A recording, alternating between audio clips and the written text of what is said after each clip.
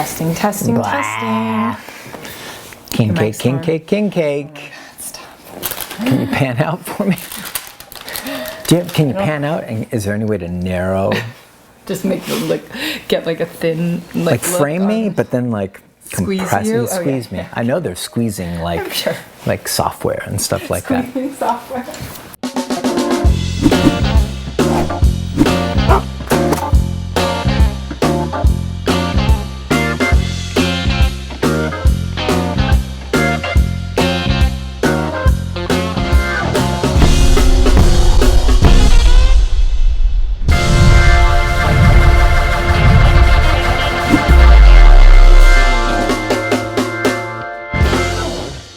I think for me the water's more.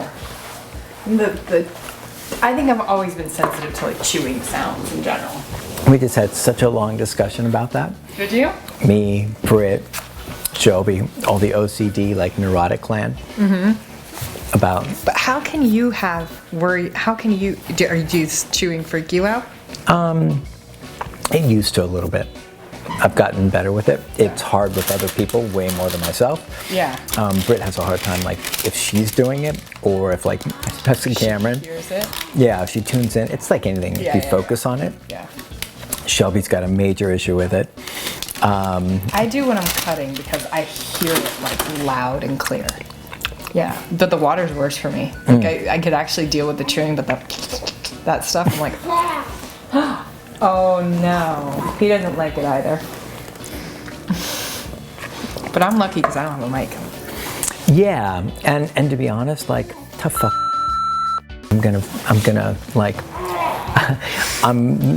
Like I said in my comment to her, my response, I guess this is on by your reaction. Okay.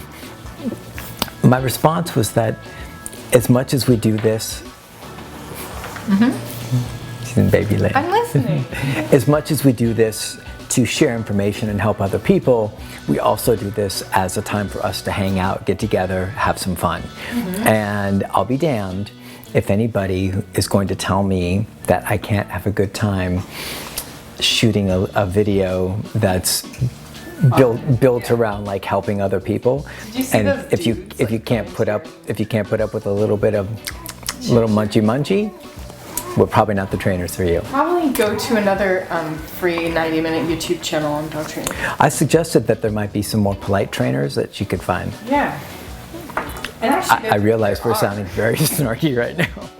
Yeah. No, but actually I was just thinking about there are more polite trainers. Oh yeah. There's plenty of trainers that won't chew in your ear. Oh, buddy. What's going? Oh, Forrest. He doesn't like the chewing either. No. Forrest, I thought we could count on you for a good hour. He'll be okay. Yeah. Have you warned him that there's impending doom? I told him there was. You keep saying things like that, and it makes me sad. I say it because it's silly. I know.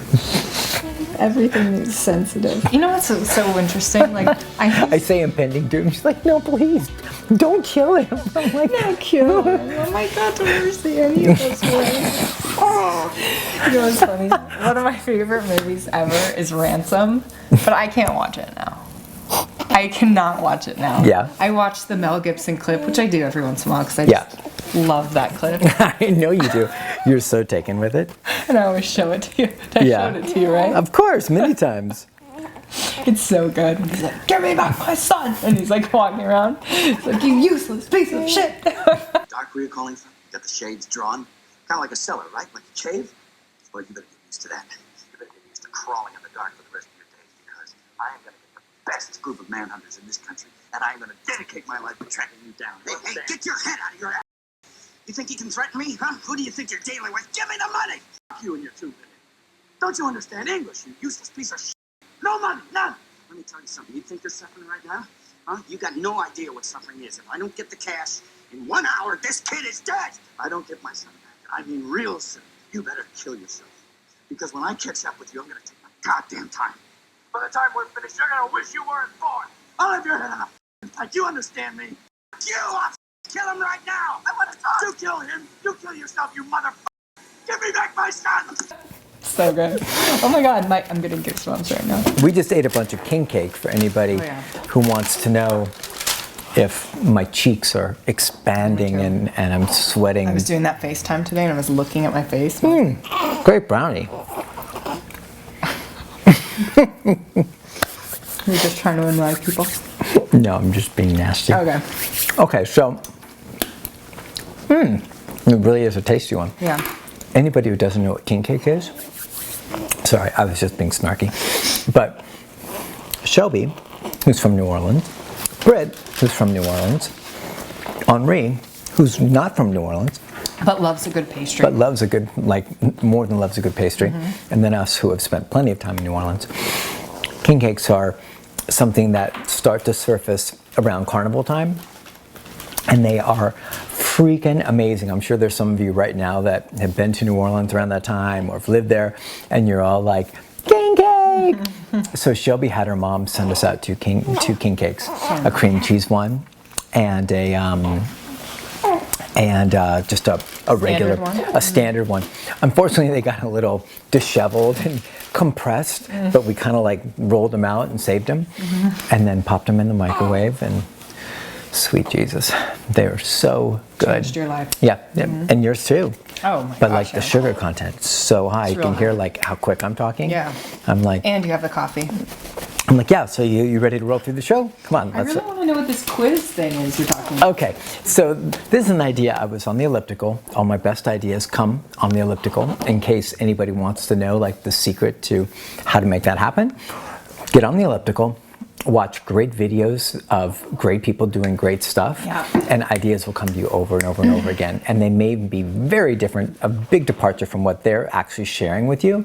But if your brain is open, which is the cool thing about like doing like another activity, I think any physical exercise, yoga, walking, running. or even driving, like anything that distracts your mind enough Right. allows it to take in information in a very kind of like open door kind of Yeah, fashion. that's true. So I was just thinking, because we've had a lot of fun with like culture clashes and culture yeah. differences and things like that, that what we should start doing every show is that you write down, but it can't be ridiculous. Okay. It has to be something within Like that, okay. within your generation. Okay. It can't just be the most like obscure Right. thing No, ever. No, it has but to be something that people will be like, oh yeah. Right, within your generation, and I'm going to write something within my generation, Okay. and then we'll like compare notes.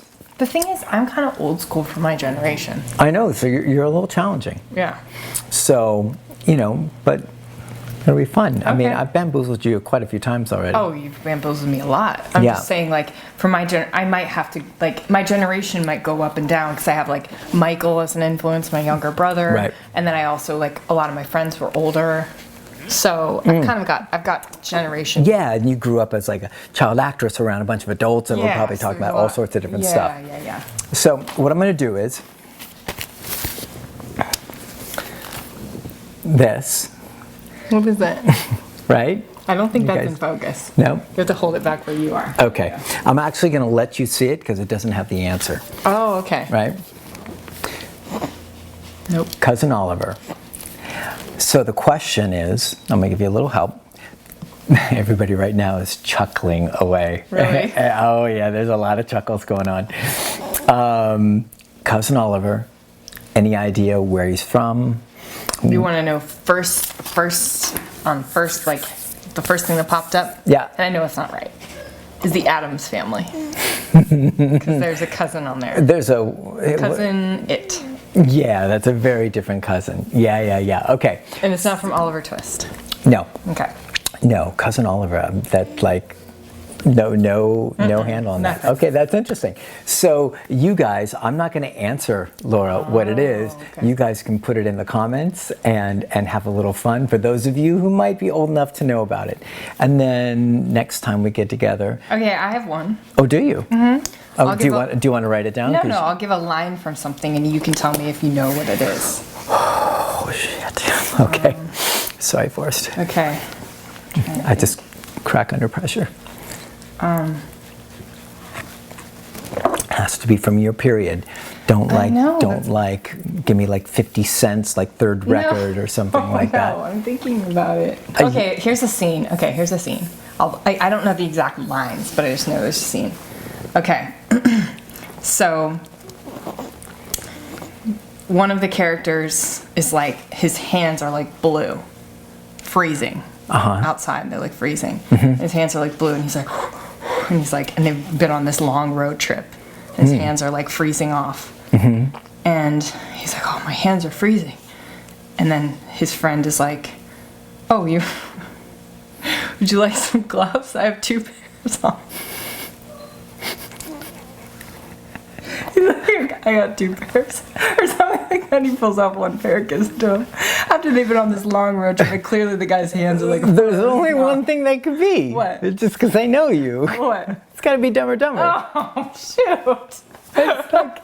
How do you know I like Dumb and Dumber? I don't know. I've known you for, what, 6 years now? I'm not like- You've talked about scenes from that show, from that movie over and over again. Yeah, absolutely. I didn't know that. I've also seen it myself. Oh, okay. Isn't that a good... Oh, of course. That's what I'm saying. That's like a little bit of an old You kind of made it a little bit easier for me because that one kind of like has a foot in each camp. Like I could definitely like be in that, like watching that. I was just trying to think of a funny something that but used that's to make our life. But that is a good one. That is a good one. So Sean 1, Laura 0 so far. So anyways, okay. So let's jump in. I'm headed to New Orleans tomorrow. Yep. So I'll be out of town tomorrow afternoon, I think. Wow. So I've got to pack. Yep. I'm experimenting with the new thing of like, usually I do all my laundry and get it all ready and then pack and go. I stopped doing that. Yeah, I just think like I'm you. putting more pressure on myself. Yeah. I've got a fantastic washer and dryer at my You get there place. and you have clean clothes and you're like, but I could have just done this here when I had time. Right, instead of stressing. Yeah. So it only took me 48 years to maybe figure this out. I just figured that out like last year. So. Awesome. So I'm just going to toss everything in a bag, see how we do. Just do it. Yeah, and so I'll be in NOLA for 10 days, something like that, working with clients. Going to see Johnny Vidakovich, one of our good friends who Laura was just taking a virtual lesson with today. Virtual drum lesson. Yep. Johnny V just got inducted into what? He got a Lifetime Achievement Award. Lifetime Achievement Award. I think it's from Offbeat, the magazine, cool. which is like the New Orleans kind of like. Yeah. It's their Bible. And so he just got Lifetime Achievement Award, which is like awesome because he's not like retired and laying in a hammock. He's out there still playing drums. Right. He's a beast. Yeah, and then and he's funny as hell. Yeah. And so then on the 19th is his second kind of like, they did 2 different events. So the second one I'm going to go to on the 19th and go see him and support him on that. So that's super exciting. Oh, that's cool. So we got that. What else we got? Obviously, everybody who watched the last video knows that I gave the pup back. Did you like the intro?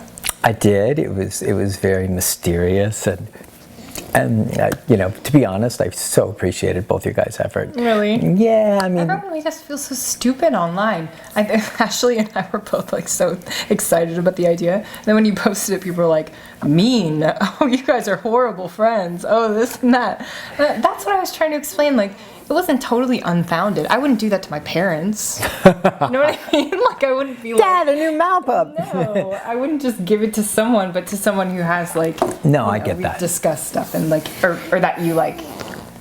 I think for me, when I met you, your dogs were like younger and you had more, they were more like your whole kind of thing, and they had like you had a lot of fun with your dogs. So I just remember that being like your dogs a big were, like, part of my life, huge, and also just like a big part of your fun. Everyone has like daily hobbies. fun. Daily fun. Playing with them and taking them places, and I just haven't seen you be able to do that with a dog in a while. And I was like, man, to be able to raise a sweet, like, good, stable dog, to do that was kind of the effort behind it. So everyone thinks that we're evil friends. We're not just like dumping a puppy. No, you guys weren't just like, shooting from the hip and just like springing a pup on me. No. You guys knew that like Junior had passed, Belle's getting older, Manny could care less about any activity.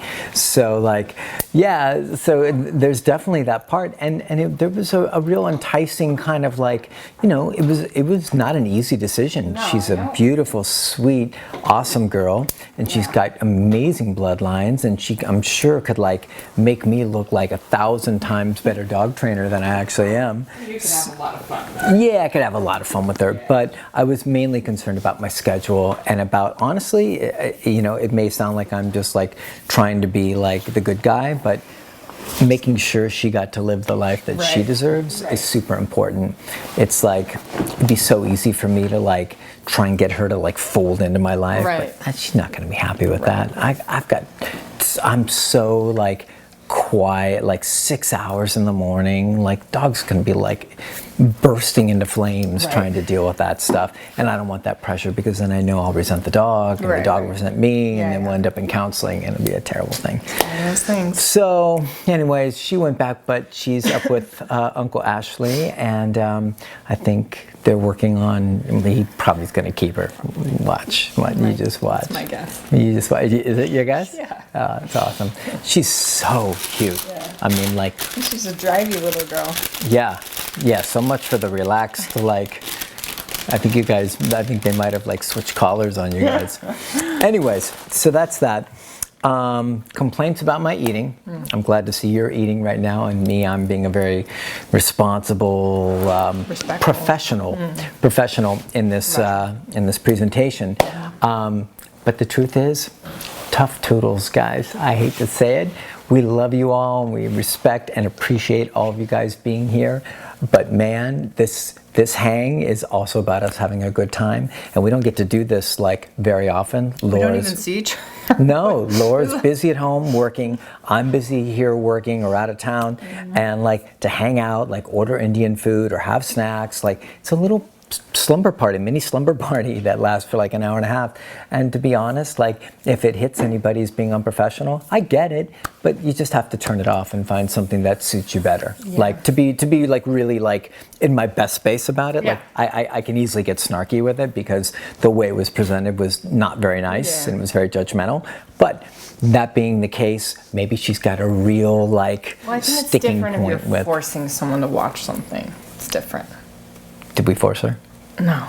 Okay, so then she should really be comfortable That's what with I'm saying. changing those channels. Just turning, just like a click of the mouse. There is that thing that allows you to go to other videos, now right? You're going sorry. snarky place. Okay, it happened. So anyways, I was just really annoyed. But what was really funny was that all these people came to our rescue and they were like, do you see what they're sacrificing, what they're doing? And it's like, I love the casualness, and I love like you can find plenty of like, so anyways, if you want to learn how to heal your dog, like you can go to plenty of spots and find like uptight dog training. That's never been our goal. Our goal is like to try and make this. And if you hire us or if you buy our DVD, guarantee you no chewing. Off screen, but not on screen. Yeah, lots of pastries off screen. So okay. Anyways, that's that. Let's see what else. Casey says, like, what? Yeah, have you seen that? Casey Naklik says that. Like Robert Downey Jr.? Says that in The Soloist, she's like, is it just me? Am I crazy? Or does Sean look like our DJ? Wow. And I had to like research what our DJ meant. I was like, is that like a robot in Star Wars? Girls term. I went through it and looked at it. No. You take a peek. Go to The Soloist and then hit images, and then we'll have a firm. It may just be like who you, maybe his. Oh, yeah. What? There's like an element of you in this. I can see it a little bit. Really? Yeah. It almost looks like Edward Norton to me. He does look like it, but you have like a little Edward Norton. The thing about Sean, guys, is that he's got an actor look. You've always, to me, like you've looked like an actor. And there's like kind of like an actor look, like especially like the more successful actors. So they're like handsome and like kind of character-y actor. I need more. I need more to understand this. This movie is so good. I forgot about this movie. Oh my gosh! It got really bad reviews. Oh, it did. Or not bad reviews, but I was looking at the finances on it. It cost like 80, and they made like 60. That. They didn't do so well in the old Vodioto. Yeah. So wait, maybe I didn't like it. Maybe I just liked the trailer. I can't remember. Anyways, so Casey, I don't see it. but I guess Laura sees a little bit. Yeah, there's elements. Yeah, definitely. Okay, definitely. cool. Well, RDJ's like, what I like most about him is he's just like a smart, like, Yeah, he's awesome. sassy awesome. dude. Yeah, he really, and his like, boys, he turned his life around. Okay, and then we've covered me eating stuff. Training episode. I'll get there. So I actually put it in 2 spots because I didn't want to miss it. Like, anyways, this is going to be a different kind of episode. We've decided to kind of tweak this one. We had, we've expanded the format for this quite a bit, and so we ended up getting a ton of comments and questions from dog trainers, and we got owner questions as well. But it just seemed like a cool idea to just, because I know everybody will benefit from dog trainers asking questions. But so this is going to be an entirely top to bottom dog trainer question and answer format. Yeah. And if you don't want to see that, No, it's going to help you so much. I'm just saying, if you want to yeah. clock out, Oh yeah, please, clock out. Please, yeah. But yeah, there should be some really good information, both about like training stuff, but then also like if anybody's doing business or anything else like that. Yep. So, All the goods. you ready to jump in? Yes, let's do it. Okay. You ready? I'm always like worried about like waking Forrest up with a, No, we want him. This is the thing. In my world, yeah. mom world these days, I'm only 5 weeks in, I know. But the louder the day is when he takes naps, then it really differentiates the night.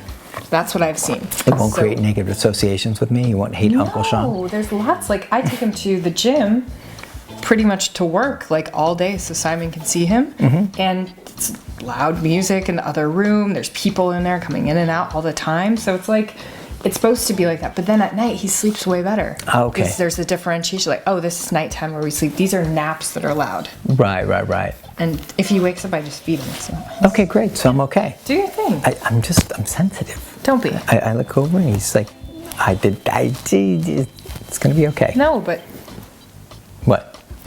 you did awesome on your mic today. Oh, I thought you were chastising me for touching it. No, No, I finally got it. you got it. I'm getting this Yeah. stuff together.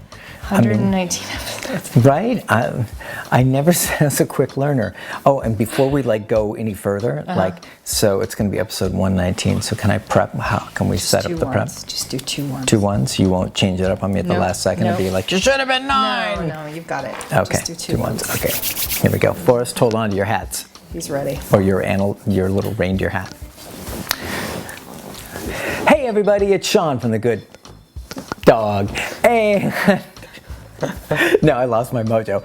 Hey everybody, it's Sean from The Good Dog, and this is The Good Dog's. No, And to my left. don't I say this is The Good Dog's Q&A Saturday? Hey, No, now 14. you're really gonna mess yourself. hey everybody, it's Sean from The Good Dog, and this to my left. See? We're getting back in there, right? 119 episodes. Yes, I got it. Is the lovely, a Kincaid glow about you. Thank you. To my left, the lovely Laura Morgan. Okay. And even further to her left is the lovely Forrest. And he's just snoozing away. And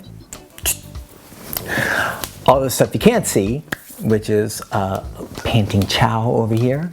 I don't see any of our other dogs. No Cujo. They still haven't been allowed in the Audi yet. So we won't be seeing Cujo or Herc for a little bit. They'll ever be Feel allowed. free to guilt her in the comments about that. She's got plenty of room in her car, but she won't let him in. The stroller's back there now. So No, the stroller. I know there's more room for the stroller in that car. That car's a beast. Anyways, all the stuff you can't see is the Good Dogs Q&A Saturday episode number, boom, 119. Boom. That's a lot of pain and tears and suffering and Yep. struggle Yep. and munching on camera. Yep. Lots. Okay, we've got question number 1. This comes from Joe. Joe says... Joe, who's a trainer. Joe is a trainer, of course. Oh, and Joe's got a little baby in his own. Oh my god, he's so cute. That's a small baby. Baby. So cute. Okay. I'm sorry. Okay. Joe says, what is the best way to gain business before... Keep it together, Teddy. What is the best way to gain business before you have a lot of clients and therefore don't have a lot of content? Short and sweet. Yeah. I was nice. like, I got time to prepare, right? Nope, just that. Do you want to jump in first? You want me to jump in?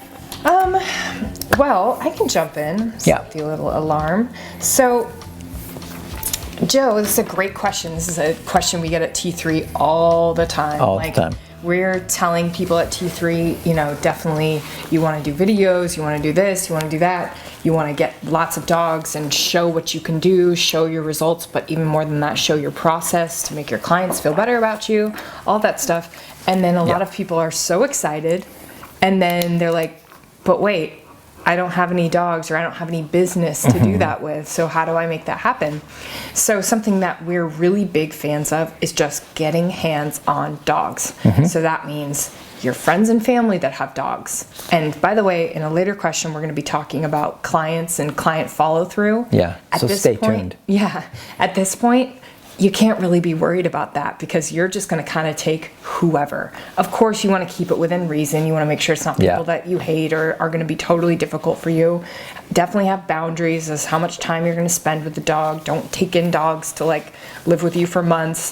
Just have your, and don't work with family that you don't like or aren't going to enjoy the time. But definitely, picking dogs that you have access to. So friends and family, you can get linked up with a rescue. A lot of rescues don't like balanced training methods, rescue shelters, but a lot do. And a lot of rescues aren't necessarily these big giant rescues. They're just people down the street, someone that you see walking 5 dogs down the street. Typically, they're probably fostering a couple of those, maybe having some trouble with. So they're considered a rescue, and maybe they'd be down for some help. Another, just any dog that you can get free hands on, basically, and then just basically do a barter for being able to video the process and the results and all that stuff, and take dogs within your skill set, within your realm. Yeah, and the extra bonus is that you get more work with hands-on with dogs. So you get to expand your training abilities and all that, but you get to get footage and all that stuff and put that stuff together and start building that. So let me just add on to that. So at T3, we really our main our macro plan is to get people from a place of being disempowered and like Laura was saying, having to kind of take whoever you have to take and roll with the punches and not charge exactly what you want and this and that. But our goal is as quick as possible to get people our goal is as quickly as possible to get people to that space from a space of being kind of disempowered, right? A space of where they're not getting what they want and all that. But what we'd like you to do when you start is do everything. Do every single thing. And so when we started, we pre-qualify clients and we're, really selective about how we move through the process. But back in the day, it was everything. Back in the day, it was business cards in vets' offices, trying to create relationships. It was flyers on telephone poles. It was walking packs of dogs. It was anything. It was T-shirts, words of mouth, relationships, even advertising on cars, things like that, all that. And then, of course, videos, Facebook, things like that. But then we started fading that stuff out. And I don't know if I said it clearly at the beginning. I might have gotten it kind of turned around. But basically, what we want you to do is start there. Start at the very bottom with no pride about well, it's got to be like this.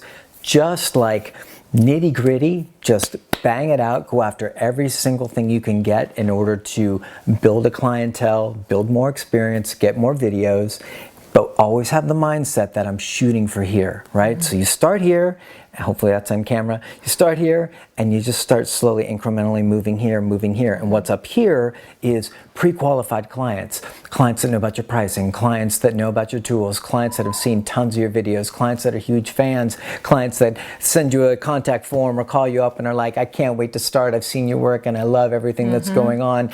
I think I need a 3-week program, blah, blah, blah, blah, blah.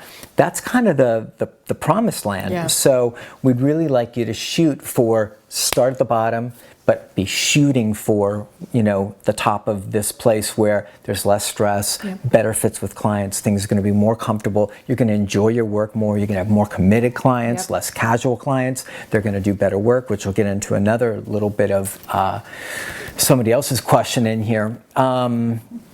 So obviously we got to make videos. Before and after videos are always powerful for people. Do-it-yourself videos are really helpful. So anything that you can do that's going to bring attention to your page and to your stuff is going to be something beneficial for you. So honestly, the more you help, the more people want to join you or help you or work with you, and that shouldn't be the reason to help.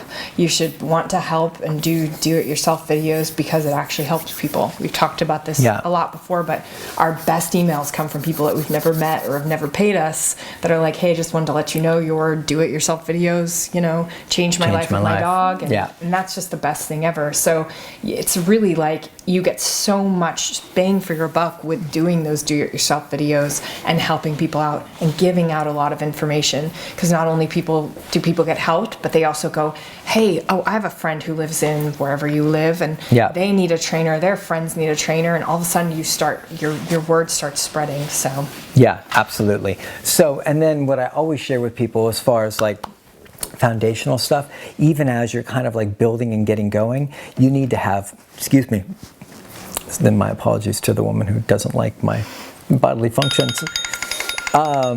You need to have kick-ass SEO. You need to be working towards that, even if it's going to take you 3-6 months to get there. Be working towards SEO so people can find you through Google, so you can start building. Don't wait until like you've launched and then be like, now I need to get SEO. SEO takes time to get traction. So start working on that right now. Start researching it, whether you want to hire somebody or not.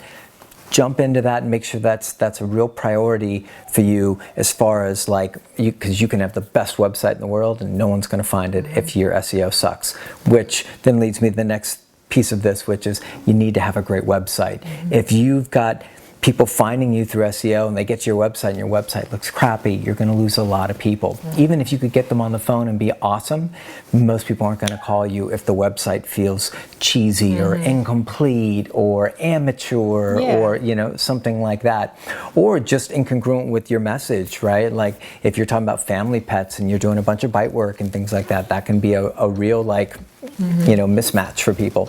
So that and then and then a lot of videos. I think most of us have really built our stuff off of videos, and so if you got the guts to go out there and record yourself doing work, it doesn't have to be perfect work.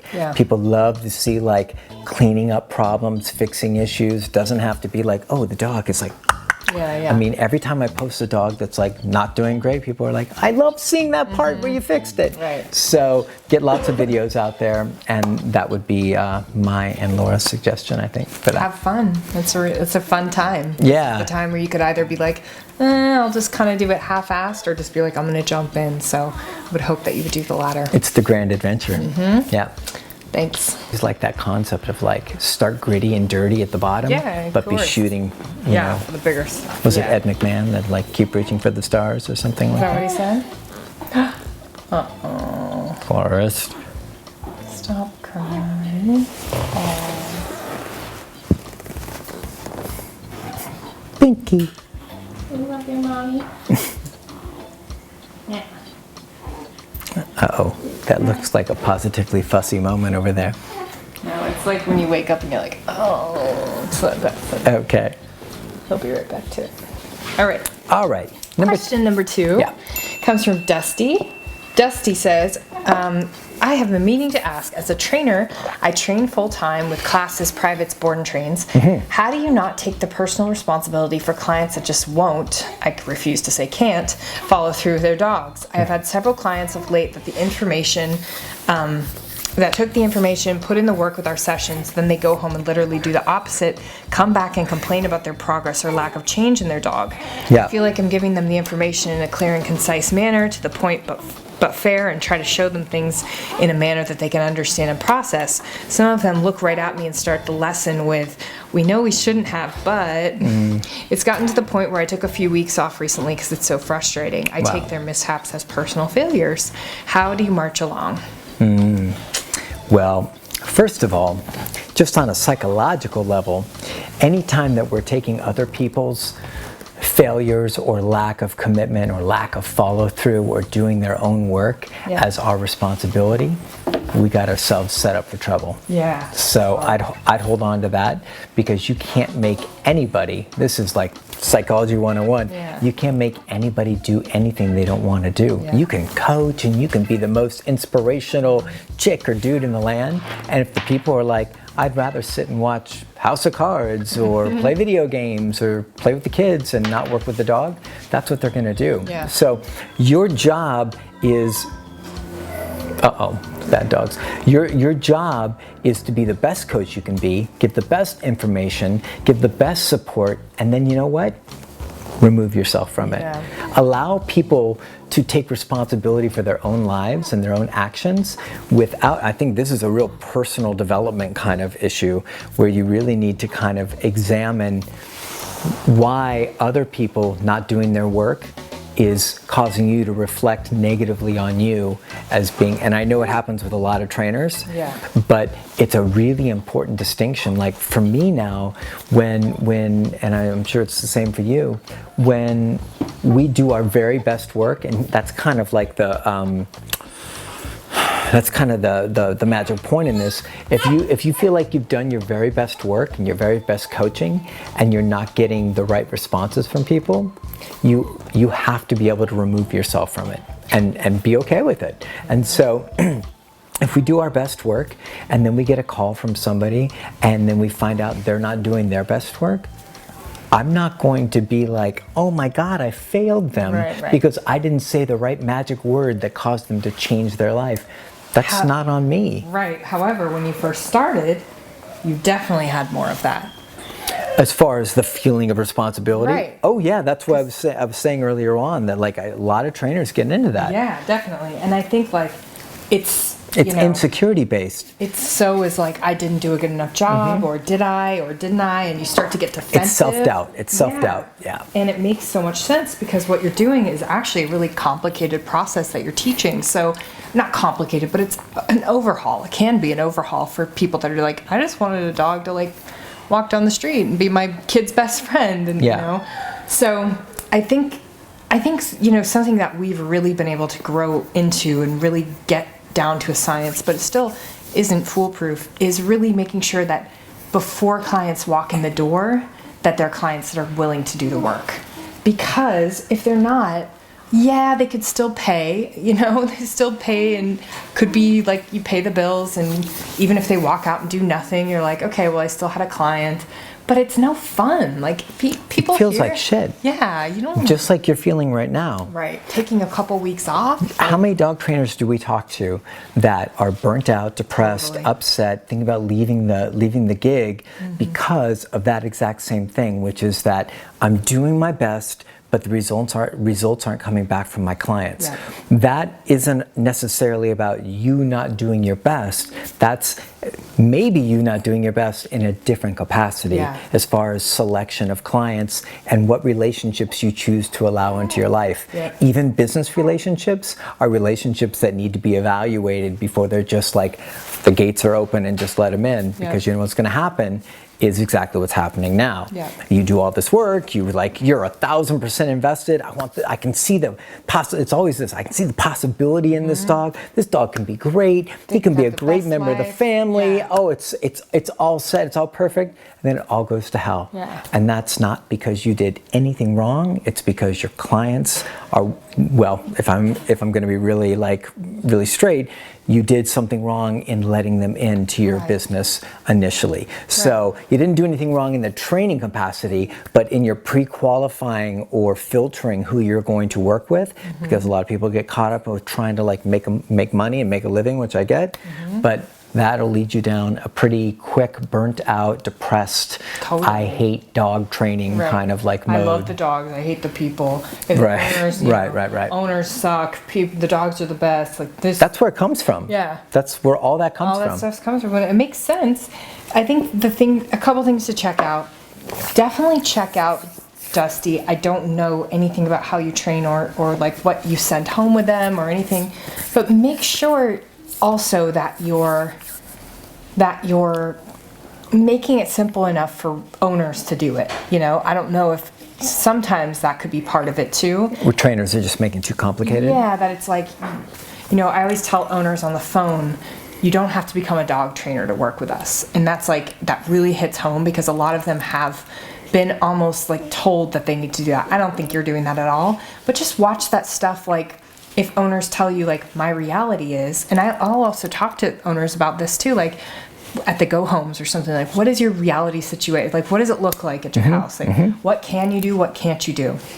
And when you talk to them about that, you get a real life picture. It may not be perfect, but it's going to be so much better if they actually do that little bit versus just feeling like, well, none of this is going to work, so I'm not even going to try, So make sure that your stuff is, not overwhelming. Not them. overwhelming because they're not dog trainers. That's what they're coming to you A for. ton of dog trainers get caught up in like dogs and owners need to know this, and this.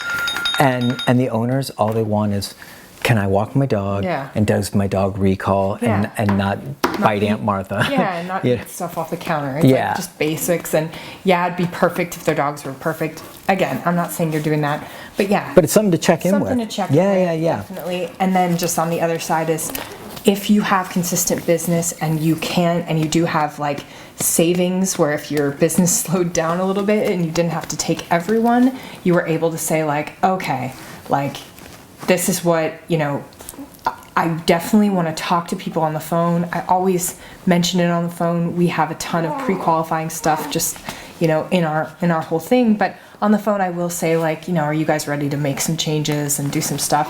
And the ones that are like, absolutely, I can't wait. I wasn't before, but now I am, blah, blah, blah. Those are the ones that are going to be really fun clients because it's going to be like teamwork, Right. So let's start moving backwards and let's start thinking less about your process for training and let's start thinking more about your process for bringing human beings in to work with you. Yeah. Okay? I want you to really make that switch. This is the big kahuna if you want to have a great life and enjoy dog training, right? Yeah. And so along with that, I just want to say a couple things. So full transparency on the work and the commitment needed. Do not BS or dance around like the commitment needed to your clients because you want to get the sale. Yeah. Be 1,000% upfront, like if you don't, like literally, not just like this is what we need, but here's the outcome if you don't do your work. I say if you don't do work, you're going to waste your money and time. I always say That's that. a powerful statement. Especially clients that I feel like you can tell if they're kind of on the fence or they're like kind of distracted while they're talking to you or kind of like, I just want this fixed.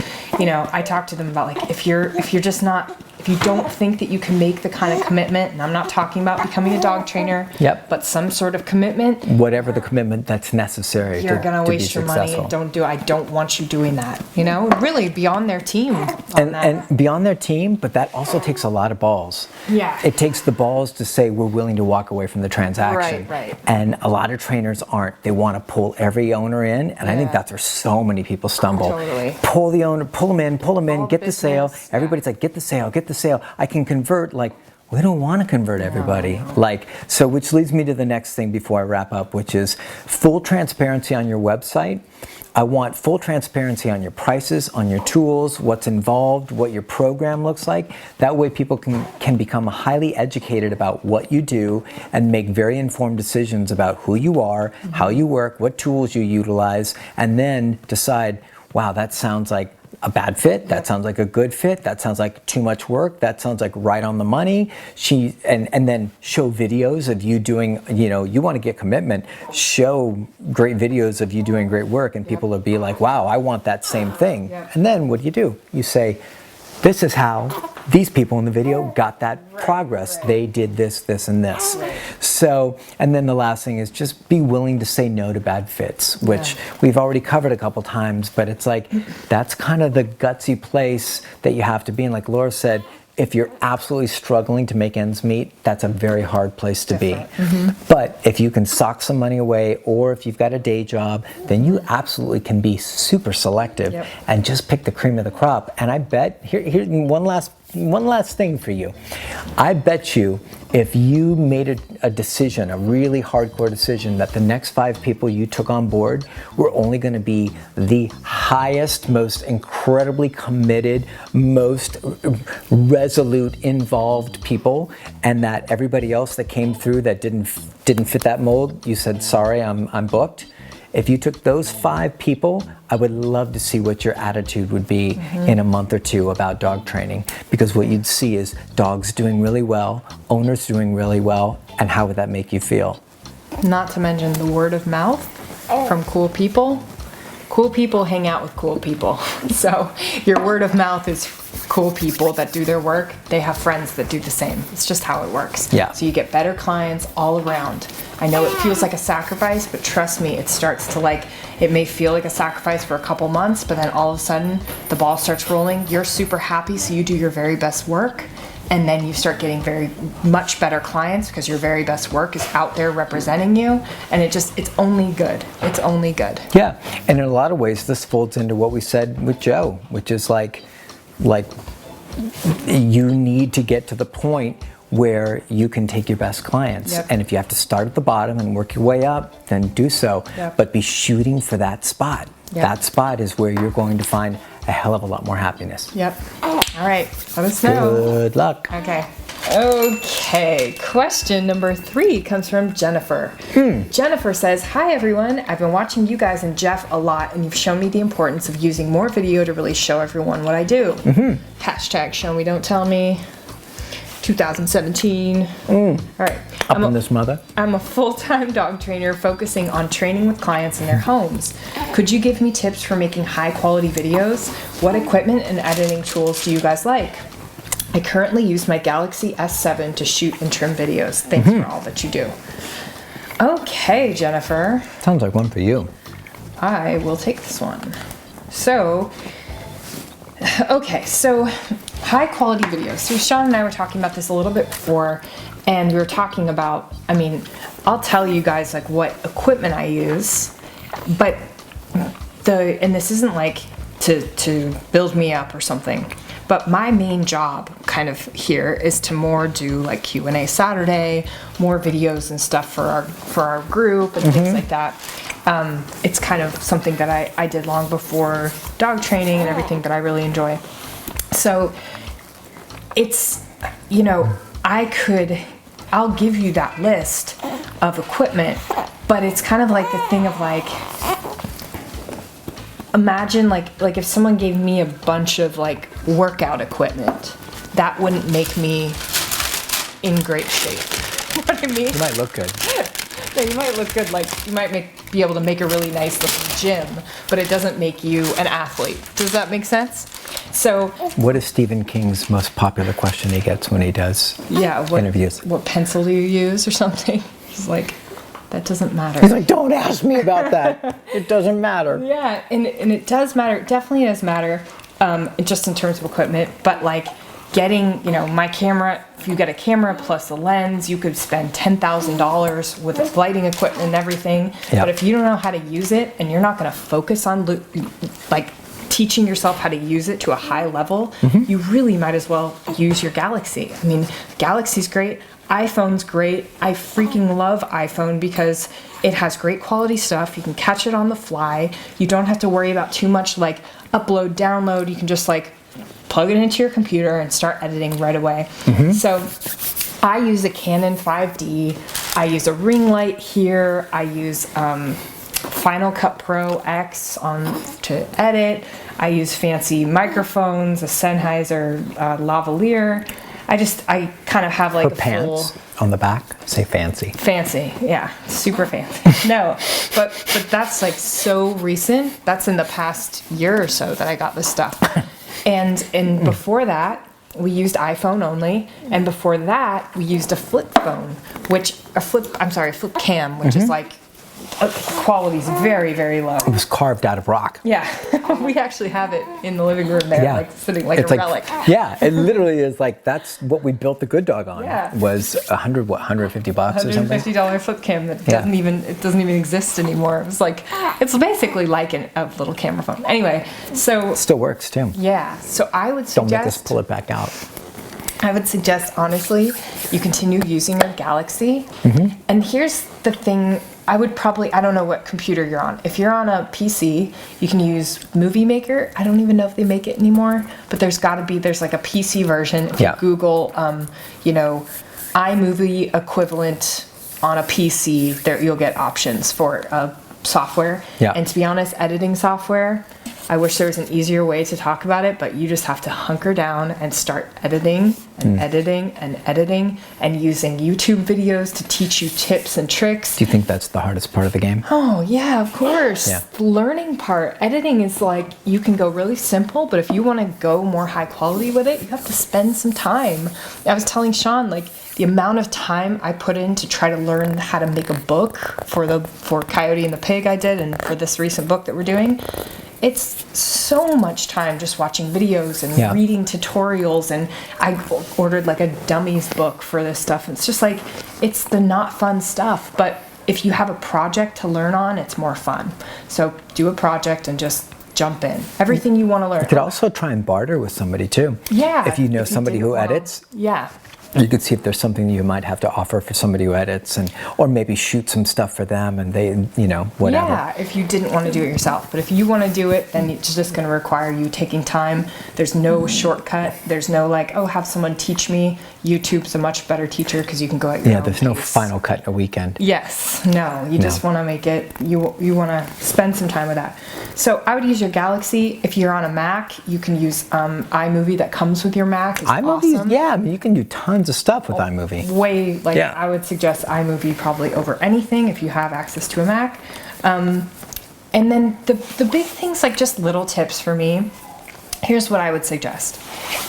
So instead of getting a lighting rig, shoot in the daytime in natural light. Don't shoot with the sun coming right at your face. Don't shoot with the sun coming right at the back of your head so you look like a silhouette. Just shoot in some natural light where it's nice and lit and you can see yourself. You can, like, if you hold your hand out, it just looks nice and lit. There's not like shadows on it. You don't see leaves like creating Yeah. little marks or anything. Yeah. You just have like, it's a nice lit place, not direct sunlight like beating down and creating like glare. Yeah. So what I see a lot are trainers or anyone doing videos like at night in their house, and it just doesn't have, to me, it doesn't have like an appeal. Yeah. If it's inside and it's Aesthetically, dark. it just looks, yeah. Yeah, it feels just a little like, I don't know, it just doesn't feel as like professional to me. As How like, much is this lighting rig?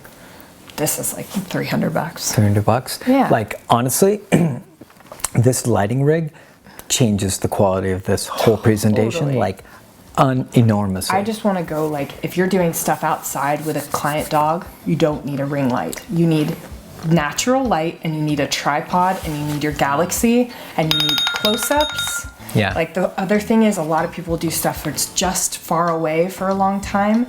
Man, the professionalism of just having a close-up, just a little bit more, like you have one part where you're doing all the talking with a close-up, and then you show yourself far away and you cut in between those. Keeps Highly interest professional. going, yeah. And doing it outside in natural light. If you're inside, if you're doing inside video, do it when it's light outside. It just creates like a more professional lit feel to it. Yeah. So those are things. Sound, don't do it in a super windy area. You can Yeah. also get really cheap lavalier mics, or even like a little mic that attaches to the iPhone that like comes out and it's just a little like puffy mic off of it, and it works great, much better than the microphone that just comes with the phone. So those are like my big things. Editing, you have to dig into. Lighting is super, super, super important, just in terms of like, you don't have to get lighting rigs, but just doing it during the day, or having some natural looking light, or doing it outside, not in direct sunlight or direct sunlight behind you. And then just angles, a close up and a far away, or a close up and a medium shot, they call it. And then sound. That's kind of like my big top 5. Yeah, for this. no, I think that's great. I was just going to say, as far as content and stuff like that, always be shooting, like I think we talked about for Joe even, but be looking to be helpful, generous, giving away information. Don't hold everything close to the vest. The more you give away, the more people are going to be attracted to you. And then also work extremely hard on not being stuffy like dog trainer who's going to like use a bunch of fancy jargon and things like that and keep, and alienate people. Try and be very just try and be natural, try and be authentic, try and be yourself, have some fun with it. Pretend like you're talking to your best friend or someone that you feel the most comfortable with. Pretend there's no camera and pretend you're talking to your mom, best friend, partner, husband, wife, whatever it is, whoever makes you feel the most comfortable. And if you make mistakes, laugh at it. The best thing you can do, and the best thing that I've learned, if you make mistakes, just have fun with it and then move on. Makes you human. Everybody's like, oh, cool. And you can edit it out if you want. I like leaving them in more and more.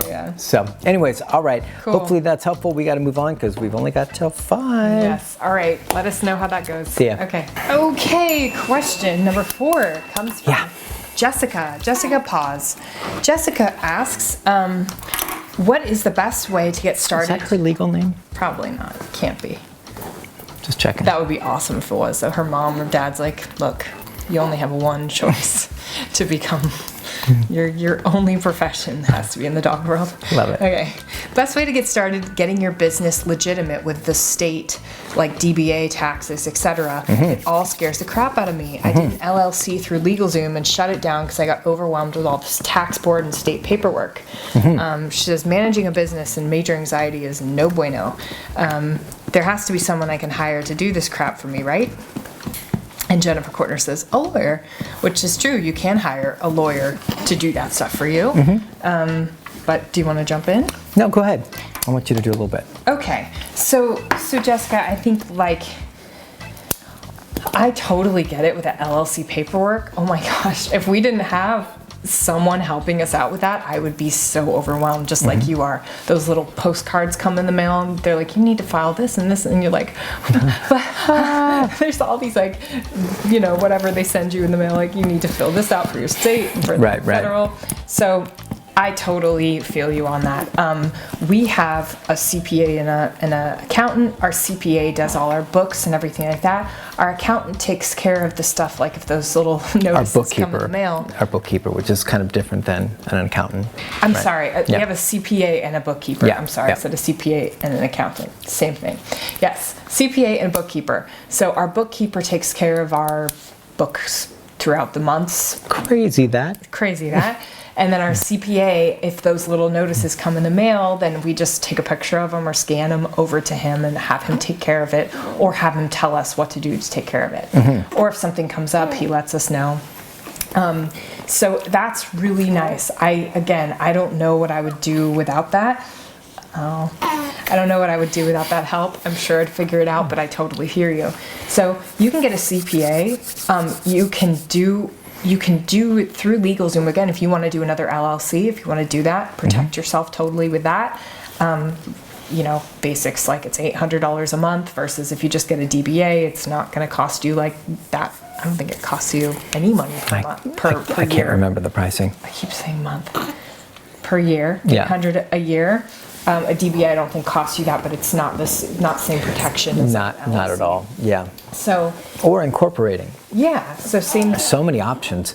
It'd be so good for you to go meet with a CPA and just talk about the different options and the different protections and the liability built in and what would serve your purpose at the highest level, and then get them on board. And I'm telling you, it's the best money you could ever spend, because otherwise you're just going to be stressed. You won't be stressed about all of the stuff you just talked about. You'll be stressed about all the stuff you're not doing, and that it's eventually going to catch up. So we have a bookkeeper. If you want to email thegooddogway@gmail.com, you can ask me for our bookkeeper's name, and we've never even met her, but she's like my best friend in the world. She's awesome. and saves our bacon all the time. Yeah, she's the best, and she speaks that financial language, but also speaks my language, which is so awesome. So I'm like, Mandy, I don't know what this means. She's like, great, let me translate it for you. She's just really great. So I could give you her name. You know, you can email us. Anyone can email us, and I can give you her name. She works out of her home I think she lives in like Washington or something. So I've never met her, but she works with a lot of T3ers, and she's great. Yeah. So, yeah, I think getting someone on your side, I know it's a little extra money, but man, that headache is so worth it. You have to find the money for that if you're not savvy at that stuff. Yep. Otherwise, you're gonna be toast. You're gonna struggle with like I said, anxiety about like how to try and actually do the stuff, or that you're not doing it. Either one's gonna suck big balls. Whoa. So sorry, you can cut that. I mean, like, you know, beach balls and stuff like that. So, but yeah. So Jessica, jump in, do some research. Don't be afraid of it, and honestly, just be really honest. When we show up at our CPA, we're like, we throw ourselves on the mercy of them. We're like, we don't know what we're doing with this, and this, and that's the nature of it. We're not supposed to be like super savvy about all that unless we went to like CPA school, and we didn't. So we're there, just like if somebody goes to you for a dog trainer, like it's okay not to know.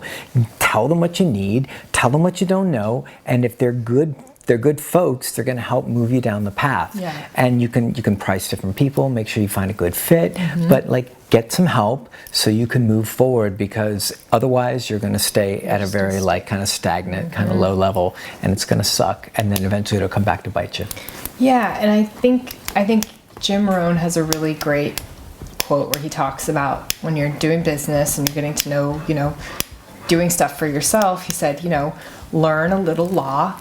Don't become a lawyer, but know a little law. So I think it's the same for any sort of big concept. Yeah.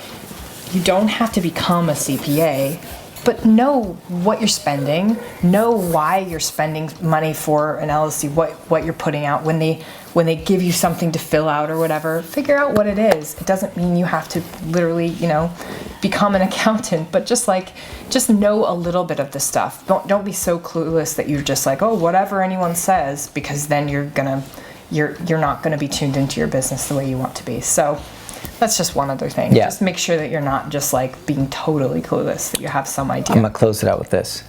Stop being a chicken and go get it done. I know I talk to Jessica quite often. Stop being a chicken and go get it done. Time to step up and get this stuff knocked out of the park. I took a long time, messed around, and made my life way more complicated than it needed to be.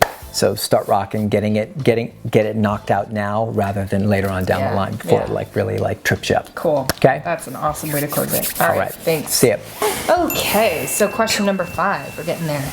Jamie says, okay, the question is, how do you restart a dog on e-collar? Is he ticklish at all? On his feet a little bit. Little feet. His feetsies. Oh. Lost the sock. Oh no. Those cute socks. Yeah. Oh, like Michael Jordan socks. I know, you guys put these on the tree. Remember? Oh yeah. Okay. Don't let Gary Vee see that. Gary Vee hates Michael Jordan. Oh, he does? Yeah. Why? It's his worst hated guy in the world. Why? I can't disclose that. Oh, okay.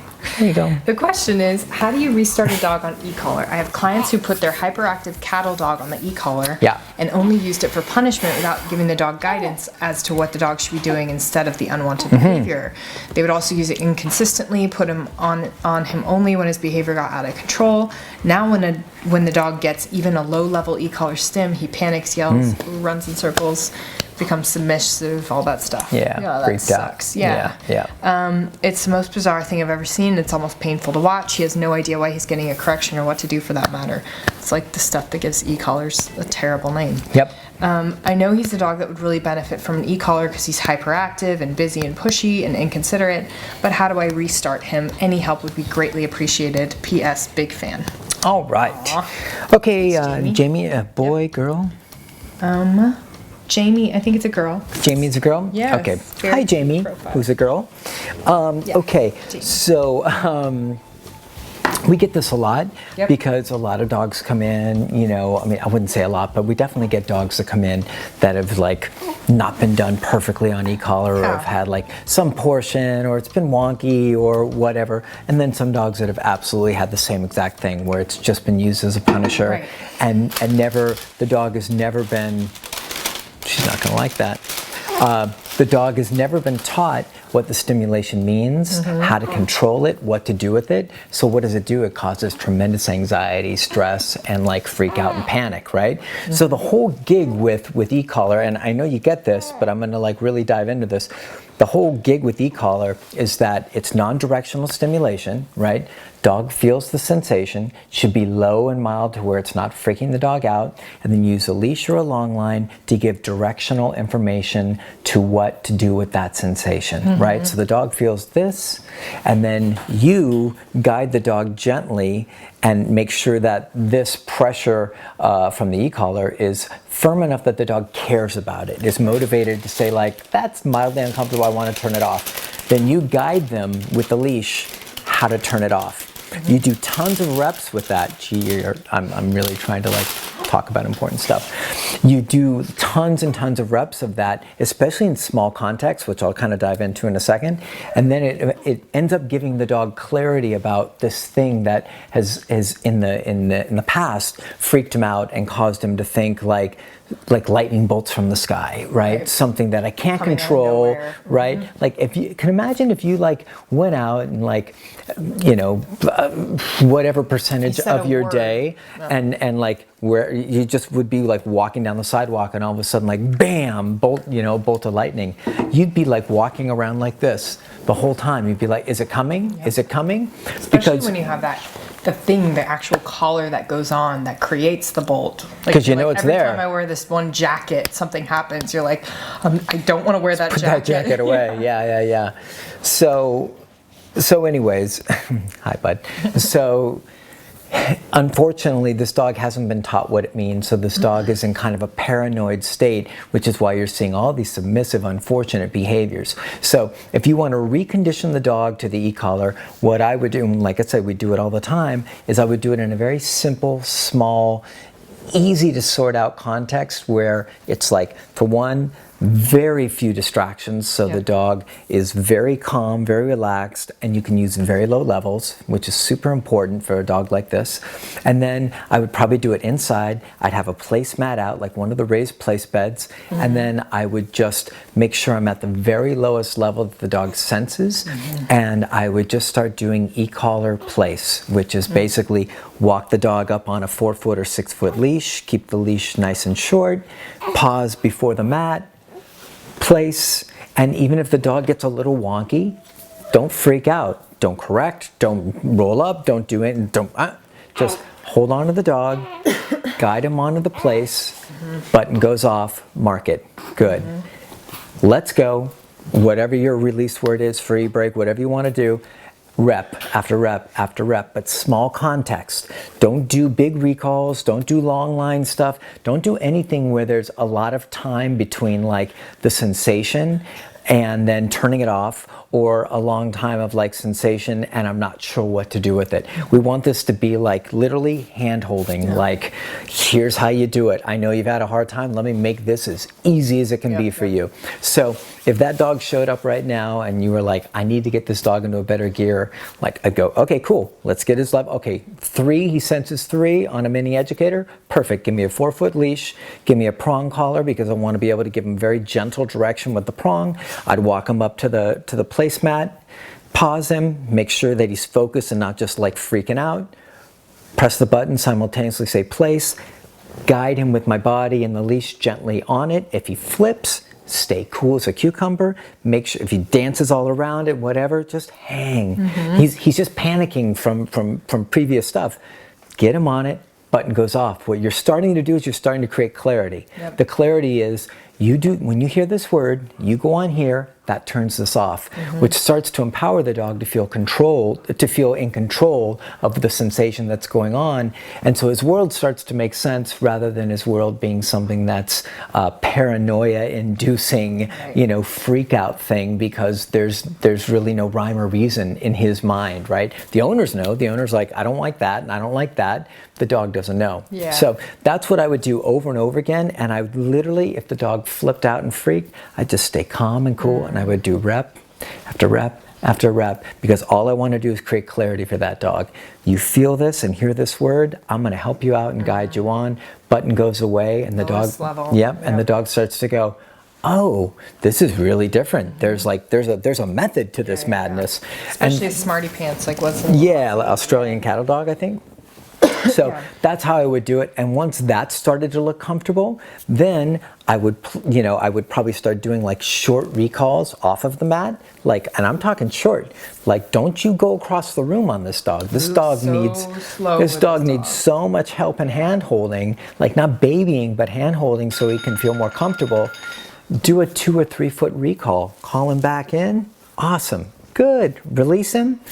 Put him back on place, recall him off. Same thing. If he freaks on the recall and he starts going all the other directions, stay cool, move your body, guide him in, pressure on, off the button as soon as he comes in, right? Or as soon as he commits to you, work through that. And then ultimately in the next like couple of days, I'd be looking for him to be able to recall from mat to mat to mat to mat, expanding, and then to me, and then following me, and then e-collar heel, and then sit and down, and all that stuff. But I would start with the smallest, teeniest, easiest to conquer little piece of this puzzle with so much clarity, so little distractions, the least amount of stress, and the most amount of help. Yeah. Without coddling, no babying, and without you freaking out when he freaks out. That's how I'd go about it. And if he's super food motivated, which at this point, if he's that stressed, he probably won't care. Yeah. But if he was super food motivated, you could absolutely include food in that process to try and see if that will bridge the gap a little bit. I've said this before because I had, like one-on-one client I worked with in LA just recently, months ago, was a dog that had just had rattlesnake training, and that was the only way that they'd known the e-collar, and the dog was so sensitive. As soon as I put the mini on, he lost his mind and started crawling into his mom's lap because he'd only had the experience at a really high level, which could save his life, of course, but it still was like, that dog is too sensitive for that stuff. It was or for maybe that level, or whatever it is, but just to have a negative association.